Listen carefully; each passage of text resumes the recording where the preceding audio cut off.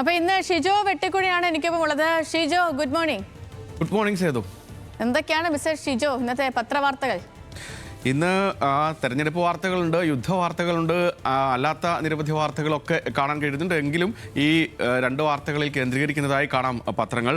മലയാള മനോരമ എടുത്ത് പരിശോധിക്കുമ്പോൾ പ്രധാന വാർത്തയാകുന്നത് യുദ്ധവുമായി ബന്ധപ്പെട്ട വാർത്തയാണ്. ട്രംപിനെ തള്ളി ഇറാൻ എന്ന തലക്കെട്ട് നൽകിക്കൊണ്ട് മലയാള മനോരമ നൽകുന്ന വിശദാംശങ്ങൾ പരിശോധിക്കുമ്പോൾ ട്രംപ് സമർപ്പിച്ചത് 15 ശുപാർശ യുക്തിരഹിതമെന്ന് ഇറാൻ. ബദൽ നിർദ്ദേശങ്ങളുമായി ഇറാൻ. യുദ്ധത്തിന് നഷ്ടപരിഹാരം, ഹോർമുസിൽ പരമാധികാരം വേണം, US താവളങ്ങൾ അടച്ചുപൂട്ടണം. ഇത് ഇറാൻ മുന്നോട്ട് വെച്ചിരിക്കുന്ന ഉപാധികളാണ്. ട്രംപ് 15 ഉപാധികൾ വെച്ചു. അതിന് ബദലായി 5 ഉപാധികൾ തിരിച്ച് ഇറാൻ വെച്ചിരിക്കുന്നു. ഇരുകൂട്ടരും വെച്ചിരിക്കുന്ന ഉപാധികൾ അങ്ങോട്ടും ഇങ്ങോട്ടും അംഗീകരിക്കാൻ കഴിയാത്തതാണ് എന്ന് വിലയിരുത്താൻ കഴിയും വിധത്തിലുള്ളതാണ് എന്ന് പറയാം. അതേസമയം പശ്ചിമേഷ്യയിൽ സംഘർഷാവസ്ഥ അതേ നിലയിൽ തന്നെ തുടരുന്നു. ഗൾഫ് രാഷ്ട്രങ്ങളിൽ ആക്രമണം തുടരുകയാണ് ഇറാൻ. കുവൈത്തിൽ വിമാനത്താവളത്തിൽ വീണ്ടും ആക്രമണമുണ്ടായി തുടങ്ങിയ വിശദാംശങ്ങളാണ് മലയാള മനോരമ ഈ വാർത്തയിൽ നൽകുന്നത്. മലയാള മനോരമയുടെ തന്നെ മറ്റൊരു പേജ് പരിശോധിക്കുമ്പോൾ പ്രധാനപ്പെട്ട വാർത്തയാകുന്നത് തെരഞ്ഞെടുപ്പുമായി ബന്ധപ്പെട്ട റിപ്പോർട്ടാണ്. കേരളത്തിൽ കമ്മ്യൂണിസ്റ്റ് ജനതാ പാർട്ടി എന്ന ഖർഗെയുടെ കോൺഗ്രസ് അധ്യക്ഷൻ്റെ പരാമർശം വാർത്തയാകുകയാണ്. VD സതീശൻ ആദ്യം ഉന്നയിച്ച കോൺഗ്രസ് BJP ഡീൽ എന്ന ആരോപണം കോൺഗ്രസിൻ്റെ ദേശീയ നേതൃത്വം കൂടി ഏറ്റെടുക്കുന്ന കാഴ്ചയാണ് ഇന്നലെ കണ്ടത്. അതാണ് ഈ തലക്കെട്ടിൽ പ്രധാനപ്പെട്ട വാർത്തയായി മലയാള മനോരമ ഇന്ന് നൽകിയിരിക്കുന്നത്.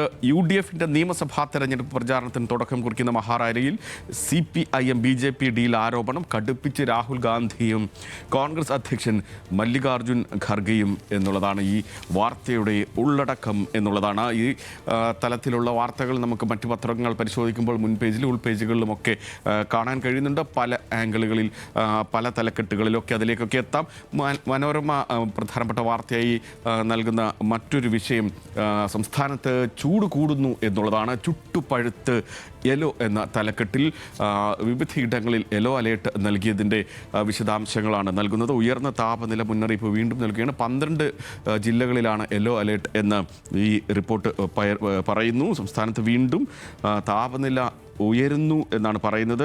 കൊല്ലം, കോട്ടയം, പാലക്കാട് ജില്ലകളിൽ താപനില 38 ഡിഗ്രി സെൽഷ്യസ് വരെ ഇന്ന് ഉയർന്നേക്കുമെന്നാണ് മുന്നറിയിപ്പ്.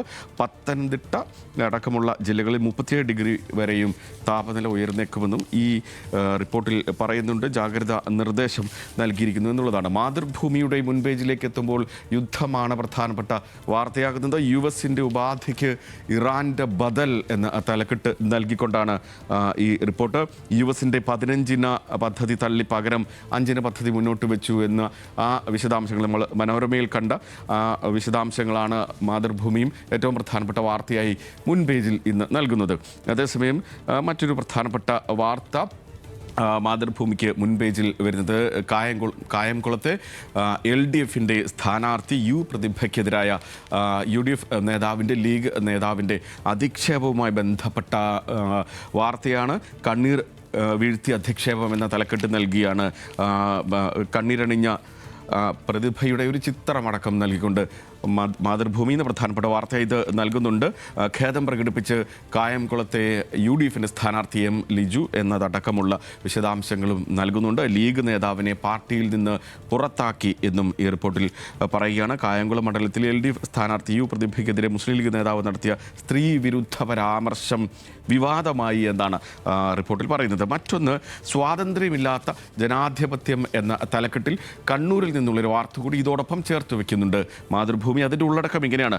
കണ്ണൂർ ഗവൺമെൻറ് പോളിടെക്നിക് കോളേജിൽ വോട്ട് അഭ്യർത്ഥിച്ചെത്തിയ കണ്ണൂർ നിയോജക മണ്ഡലം UDF സ്ഥാനാർത്ഥി ജിയോ മോഹനെ SFI പ്രവർത്തകർ തടഞ്ഞു എന്നാണ് പറയുന്നത്. അതിൻ്റെ ഒരു ചിത്രമടക്കം നൽകിക്കൊണ്ടാണ് ഈ റിപ്പോർട്ട് മുൻ പേജിൽ നൽകിയിരിക്കുന്നത് മാതൃഭൂമി എന്നുള്ളതാണ്. ഇനി മാധ്യമത്തിലേക്ക് എത്തുമ്പോൾ മാധ്യമത്തിൽ യുദ്ധമടക്കമുള്ള പ്രധാനപ്പെട്ട വാർത്തകൾ ഇന്ന് പ്രത്യക്ഷപ്പെടുന്നുണ്ട്. പ്രധാന വാർത്തയായി തന്നെ എത്തുന്നുണ്ട്. എന്നാൽ മറ്റൊരു വാർത്ത മുൻ പേജിൽ പ്രാധാന്യത്തോടു കൂടി പ്രത്യക്ഷപ്പെടുന്നത് കേരളത്തിലെ എയിംസ് കേന്ദ്രം വിശദീകരണം നൽകണമെന്ന് ഹൈക്കോടതി എന്നുള്ള കേരള ഹൈക്കോടതിയിൽ നിന്നുള്ള ഒരു റിപ്പോർട്ടാണ്. കേരളത്തിൽ എയിംസ് അനുവദിക്കുന്നതുമായി ബന്ധപ്പെട്ട കാര്യത്തിൽ വിശദീകരണത്തിന് ഹൈക്കോടതിയിൽ കൂടുതൽ സമയം തേടിയിരിക്കുകയാണ് കേന്ദ്ര സർക്കാർ. സാമ്പത്തിക വർഷാവസാന ദിവസം ആയതിനാൽ ധനമന്ത്രാലയ ഉദ്യോഗസ്ഥരടക്കം തിരക്കിലായതിനാൽ വിവരങ്ങൾ ലഭ്യമാകാനുള്ള ബുദ്ധിമുട്ട് ചൂണ്ടിക്കാട്ടിയാണ് വീണ്ടും സമയം നീട്ടി ചോദിക്കുന്നത് കേന്ദ്ര സർക്കാർ ഈ വിഷയത്തിൽ എന്നുള്ളതാണ്. സമയം നീട്ടി ചോദിച്ച കേന്ദ്ര സർക്കാരിനെ ഹൈക്കോടതി ഇന്നലെയും വിമർശിക്കുകയും ചെയ്തു എന്നും വാർത്തകളിൽ നിന്ന് മനസ്സിലാക്കാൻ കഴിയുന്നുണ്ട്. കേരള കൗമുദി എടുത്ത് പരിശോധിക്കുമ്പോൾ കേരള കൗമുദിയിൽ വൈദ്യുതിക്ക് തീപിടിക്കുന്നു എന്നുള്ള വാർത്തയാണ്. യുദ്ധക്കെടുതിയുമായി ബന്ധപ്പെട്ട ഒരു റിപ്പോർട്ട് തന്നെയാണ് ഇത്. വേനലും ഗ്യാസും കുഴപ്പമായി എന്ന് ഉപതലക്കെട്ട് നൽകുന്നുണ്ട്. കനത്ത ചൂടും ഗ്യാസ് ക്ഷാമവും മൂലം ഇൻഡക്ഷൻ സ്റ്റൗ ഉപയോഗിച്ചുള്ള പാചകവും കാരണം സംസ്ഥാനത്ത് വൈദ്യുതി ഉപയോഗം ആശങ്കപ്പെടുത്തും വിധം ഉയരുന്നുവെന്നാണ് കേരള കൗമുദി പറയുന്നത്. പുറത്തുനിന്ന് വൈദ്യുതി വാങ്ങേണ്ടി വന്നാൽ വൈദ്യുതി ബില്ലിൽ അത് പ്രതിഫലിക്കുന്ന ഒരു സ്ഥിതിവിശേഷം ഉണ്ടാകും എന്നും കേരള കൗമുദിയുടെ റിപ്പോർട്ടിൽ പറയുന്നുണ്ട്.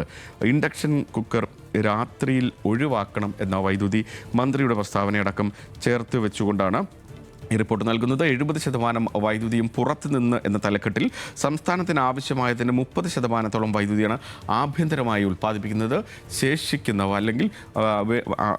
ശേഷിക്കുന്നവ പുറത്തുനിന്നാണ് വാങ്ങുന്നത് എന്നും കേരള കൗമുദി ഈ റിപ്പോർട്ടിൽ പറയുന്നുണ്ട്.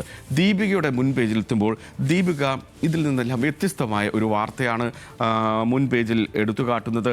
വേട്ടയാടൽ എന്ന തലക്കെട്ടിൽ കേന്ദ്ര സർക്കാരിനെതിരെയുള്ള ഒരു റിപ്പോർട്ടാണ് ഇത്. ന്യൂനപക്ഷ സ്ഥാപനങ്ങളെ ലക്ഷ്യമിട്ട് കേന്ദ്ര സർക്കാർ കൊണ്ടുവരുന്ന വിദേശ സംഭാവന നിയന്ത്രണ ഭേദഗതി ബിൽ ലോക്സഭയിൽ അവതരിപ്പിച്ചു. വിദേശ ഫണ്ട് ഉപയോഗിച്ച് വികസിപ്പിച്ച ആസ്തികൾ സർക്കാരിന് സ്ഥിരമായി ഏറ്റെടുക്കാൻ അനുവാദം നൽകുന്നതാണ് ഈ ബില്ലെന്നാണ് പറയുന്നത്. നിശ്ചിത സമയപരിധിക്കുള്ളിൽ FCRI ലൈസൻസ് പുതുക്കി കിട്ടാതിരിക്കുക, റദ്ദാക്കിയ ലൈസൻസ് പുനഃസ്ഥാപിക്കാതിരിക്കുക, നിലവിലെ ലൈസൻസ് സറണ്ടർ ചെയ്യുക തുടങ്ങിയ സാഹചര്യത്തിലായിരിക്കും ഇത്തരത്തിൽ ആസ്തികൾ ഏറ്റെടുക്കുക എന്നും ഈ റിപ്പോർട്ടിൽ പറയുന്നുണ്ട്. ലക്ഷ്യമിടുന്നത് മതപരിവർത്തനം നടത്തുന്നവരെ എന്ന് കേന്ദ്രമന്ത്രി എന്ന കേന്ദ്രത്തിൻ്റെ വിശദീകരണം ഉൾപേജിലും ദീപിക നൽകുന്നുണ്ട്. ഉൾപേജുകൾ എടുത്ത് പരിശോധിക്കുമ്പോൾ Kerala കൗമുദിയുടെ ഉൾപേജിൽ UDF convener Adoor പ്രകാശിൻ്റെ അഭിമുഖമുണ്ട്.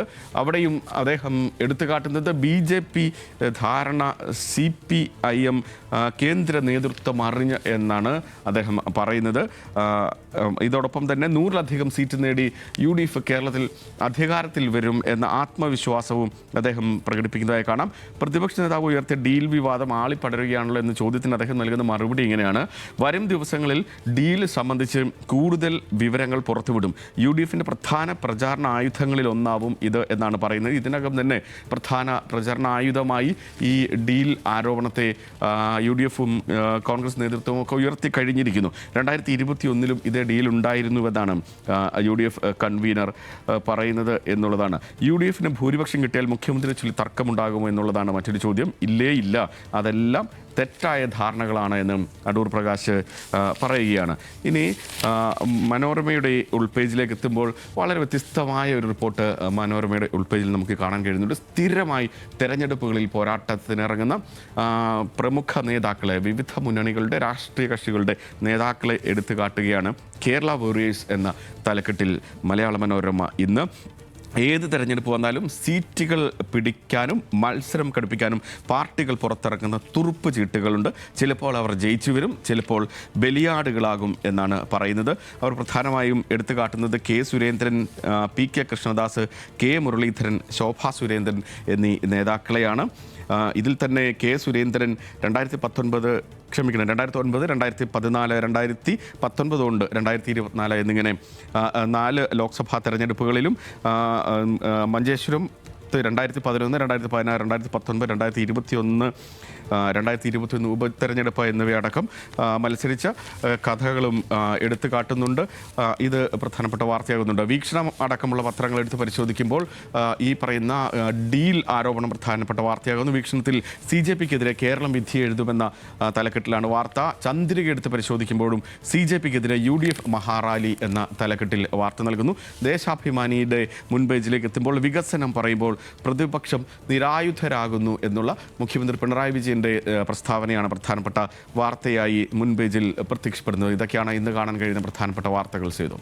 Okay Shijo.